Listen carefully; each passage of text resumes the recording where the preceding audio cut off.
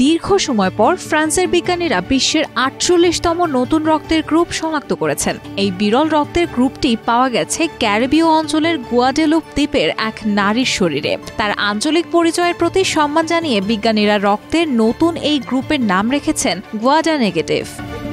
Indian express থেকে জানা যায় ২০১১ সালে ওই নারী একটি সার্জারির আগে রুটিন রক্ত পরীক্ষায় অংশ নেন। তখনই তার রক্তে একটি বিরল অ্যান্টিবডি শনাক্ত করা হয়, কিন্তু তখন পর্যাপ্ত প্রযুক্তি ও গবেষণা সামর্থ্য না থাকায় বিষয়টি নিয়ে বিস্তারিত অনুসন্ধান সম্ভব হয়নি। পরে ২০১৯ সালে উচ্চ ক্ষমতা সম্পন্ন ডিএনএ সিকোয়েন্সিং প্রযুক্তির মাধ্যমে গবেষকরা এই বিরল জিনগত বৈশিষ্ট্য শনাক্ত করতে সক্ষম হন।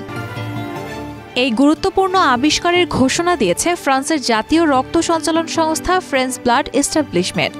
সংস্থাটি এটিকে বিশ্বে প্রথম হিসেবে উল্লেখ করেছে। বিজ্ঞানীরা জানিয়েছেন, বর্তমানে ওই নারী গুয়াডা নেগেটিভ রক্তের একমাত্র পরিচিত বাহক।